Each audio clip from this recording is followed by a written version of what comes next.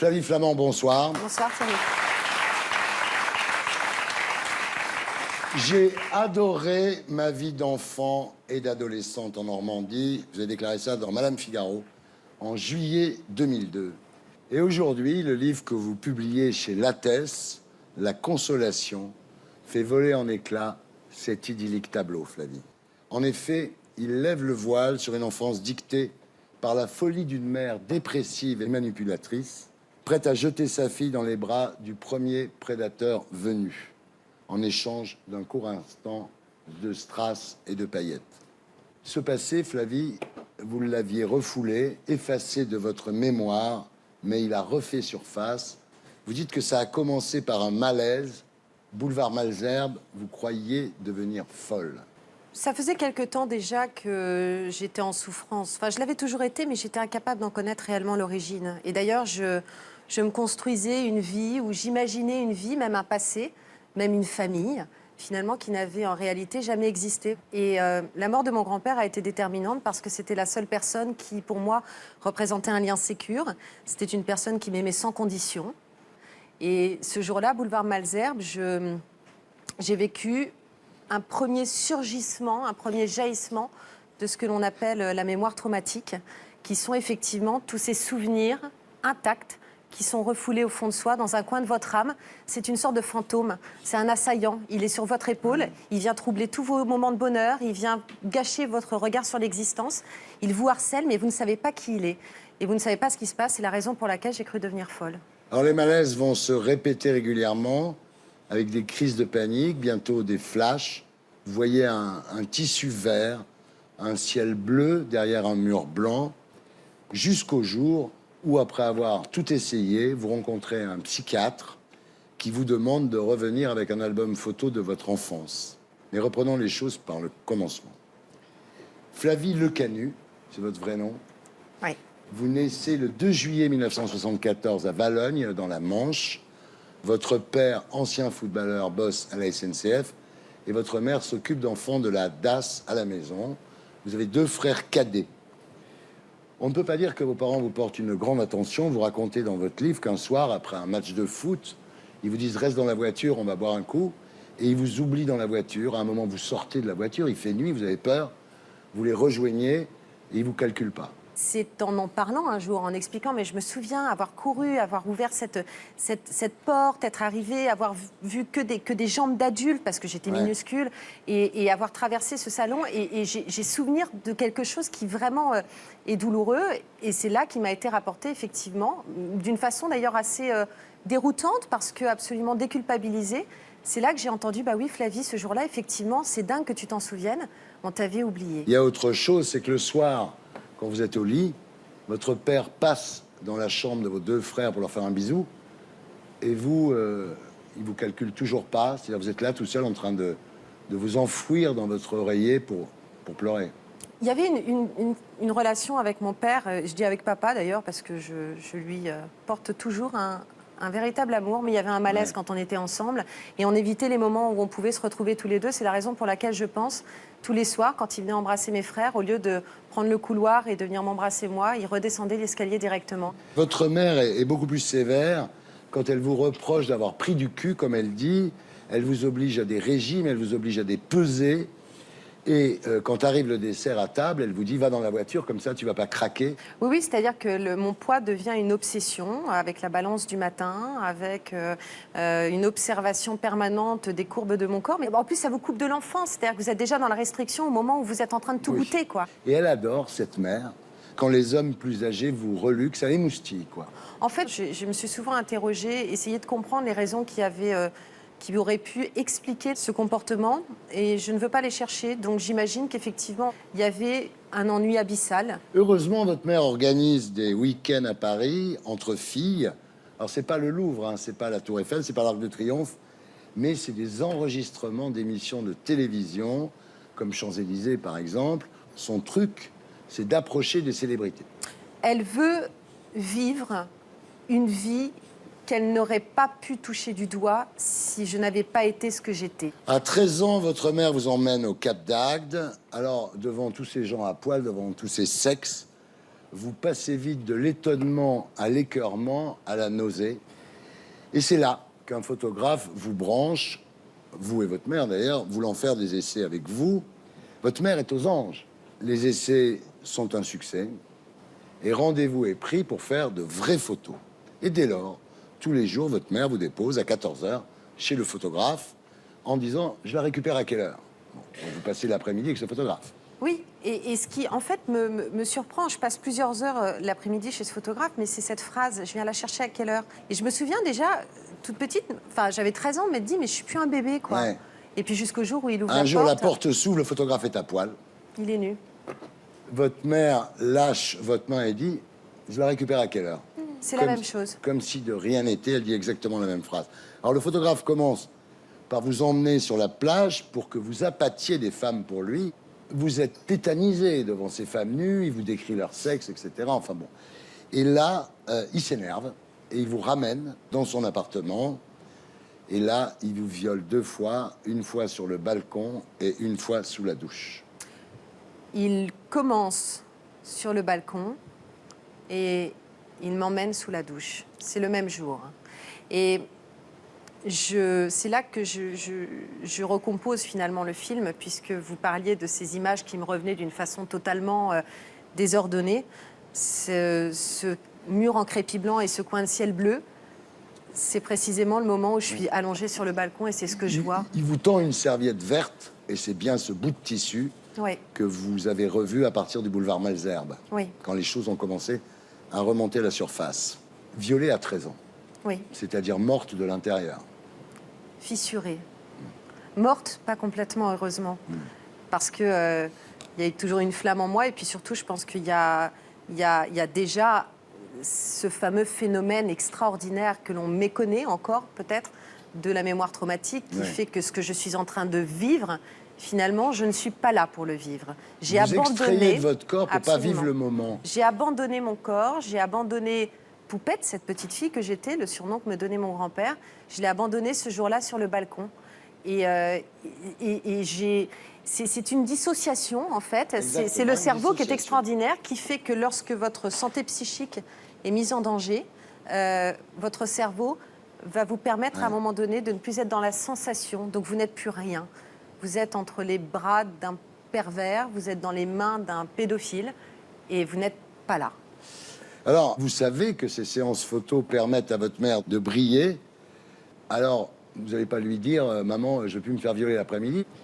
Vous lui dites « J'en ai marre, en fait, de passer mes après-midi enfermés avec ce type.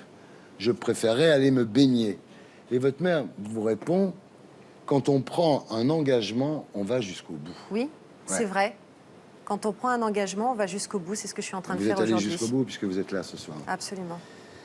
Alors voilà, tous les jours jusqu'à la fin des vacances, vous irez vous faire violer par le célèbre photographe. Voilà. Je ne vais pas me faire violer. Je suis violée. C'est important, pardon Oui, Thierry, je vous en prie. mais une victime ne se fait pas violer comme on se fait une couleur de cheveux Oui. ou comme on se fait refaire les dents. Une victime est violée. Quand j'entends Flavie Flament avoue avoir été violée, c'est pas à moi d'avouer, c'est au coupable de faire l'aveu. Justement, puisqu'on en est là, ce coupable, pourquoi vous ne donnez pas son nom? Je ne peux pas donner son nom parce que j'ai aujourd'hui 42 ans et que j'avais, selon la loi française, jusqu'à l'âge de 38 ans pour pouvoir me retourner contre mon bourreau. Donc, ce qu'on peut dire au passage, pardon Flavie, mais c'est qu'il y a des députés et des sénateurs qui ont voulu porter ce délai à 48. Absolument, à 48 ans, et ça a été rejeté, c'était en 2014. Si la loi était passée, vous pourriez dire le nom de ce photographe Et je ne aujourd'hui. peux pas le faire aujourd'hui Et il parce serait poursuivi. Oui, et je ne peux pas le faire aujourd'hui parce que je suis non seulement victime, mais je pourrais être en plus accusée de diffamation. Est-ce que je peux donner son nom? C'est à vous de voir, Thierry. Il a aujourd'hui 83 ans. Je sais pas s'il regarde la télé, mais t'es un bel enculé, connard.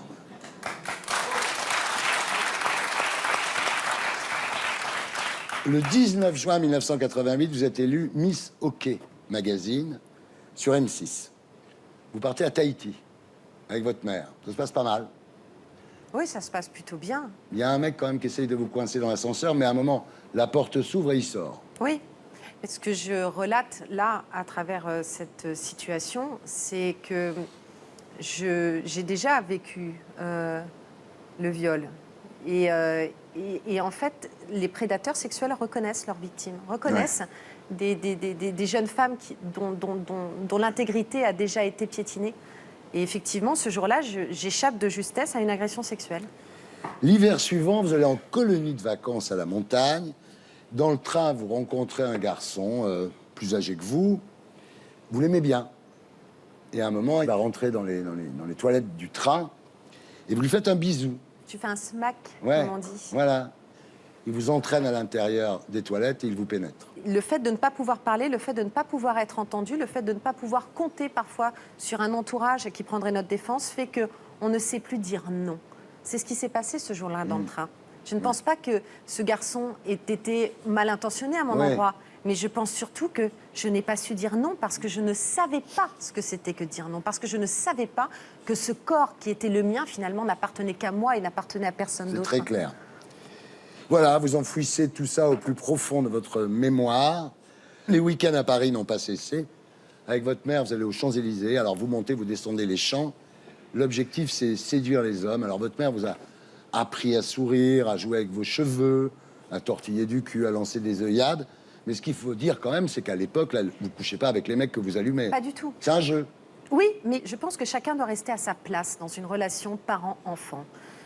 Moi, je ne crois pas au concept des copains. mère-copine, je n'y crois pas. Et moi, j'ai été justement sous couvert d'une sorte d'image fabuleuse d'un couple super, mère-fille, qui s'entend si bien, en fait, se cachait en réalité une véritable relation d'emprise. Votre mère joue à ça avec vous, mais quand vous voulez plus jouer, elle fait la gueule. Vous savez, quand on est en manque d'amour, on ferait n'importe quoi pour que nos parents nous aiment. Un jour, vous allez toutes les deux ici, à la Plaine Saint-Denis, là où sont tournées la plupart des émissions de télévision, en espérant y rencontrer un célèbre animateur. Vous êtes perdu au milieu de la foule des fans. Votre mère vous pince les hanches en vous poussant vers lui comme ça. Elle lui dit « Mais parle-lui !» C'est surtout que le lendemain de ça, parce qu'elle avait été obligée de me pincer les hanches pour qu'à un moment donné, je fasse un bond en avant de douleur et que je demande ce putain d'autographe dont je me foutais royalement. Le lendemain, on était dans le train et elle me dit oh, tu te rends compte si j'avais ta gueule et si tu avais mon intelligence. Et ça aussi, ça fait partie de ces phrases qui m'ont poursuivi très longtemps, où j'ai eu le sentiment de n'être rien, ou en tout cas d'être un physique qui était entretenu à coups de régime, mais qui n'avait rien à l'intérieur de moi. Alors elle considère qu'elle a une vie de merde. Un jour, elle est devant la gazinière, elle tourne le bouton en disant je vais mourir ». C'est un moment de désespoir. Je pense aussi que c'était quelqu'un qui était en proie à un profond désespoir dont j'essaye absolument pas de connaître la cause. Mais oui, ce jour-là, elle a tourné le bouton du gaz. Vous la prenez dans vos bras et ça vous révulse. Oui, parce que vous êtes quand même si vous êtes dans la souffrance, capable d'identifier ceux qui vous font du mal. Et il y a des peaux qui sont douces au toucher et qui rassurent, et il y en a d'autres qui sont froides et qui font peur. À l'âge de 16 ans, vous rencontrez un homme chez qui vous allez passer des week-ends. Ma mère est censée être ma copine. Donc je me retrouve à avoir une vie qui n'est pas du tout la vie que je devrais avoir à l'âge de 14 ans ou à l'âge de 15 ans. Et du coup, quand ma mère regarde des hommes, ce sont des hommes de son âge. Et elle trouve du charme à un homme qui, effectivement, a plus de 25 ans de plus que moi. Et finalement, une histoire s'installe absolument folle où je pars certains week-ends chez lui et, entre-temps, s'installe une relation épistolaire entre lui et moi, sauf qu'en réalité... C'est votre mère qui écrit les lettres. C'est pas moi. Et dans les lettres, elle dit que vous avez hâte de le revoir. Elle vient me voir et elle me dit, tu sais, si tu veux lui écrire, moi je pense que tu devrais écrire ce que j'ai écrit. Ma lettre est mieux rédigée, ça passera mieux, ce sera mieux comme ça. Et donc, du coup... Il m'arrive parfois, à l'heure des devoirs, de réécrire de mon écriture la lettre qu'elle a rédigée. Oui, je me retrouve avec cet homme, son odeur d'homme perdu, veuf, seul, ému, la quarantaine. Oui, c'était un homme triste. Heureusement, au milieu de tout ça, Flavie, vous pouvez compter sur un formidable tuteur de résilience. C'est votre grand-père. Oui, il est au courant de rien, lui. Sauf que il a cette façon de me faire voir l'existence. Il a cette façon de m'aimer d'un amour que je considère comme incommensurable. dans ma vie, c'est un soleil. Donc je sais qu'on peut tendre vers le soleil. Je sais qu'à un moment donné, on peut marcher et qu'on peut choisir son trottoir. Donc au fond de moi, toujours, je vais aller me réchauffer à son soleil à lui. C'est la raison pour laquelle tout est parti quand il s'est éteint, Ouais. vous voyez. Alors aujourd'hui, ça va mieux, non? La psychothérapie vous a permis de sortir de votre dépression, Flavie? Poupette, la petite fille que j'étais, m'a permis de sortir de tout ça parce que j'ai un jour choisi d'aller la chercher au fond de moi. Est-ce que vous voyez votre mère? Non, Plus jamais. non. C'est une des premières étapes sûrement les plus difficiles pour guérir. On est obligé de couper les liens avec ce qui nous est toxique. Ce que je voudrais dire avant de finir, c'est que le livre est super bien écrit. Merci. Mais vraiment. Merci. Et il y a beaucoup de témoignages, on en lit beaucoup. Celui-là est super bien écrit. Vous avez vraiment un don pour écrire. Merci. Merci, Flavie.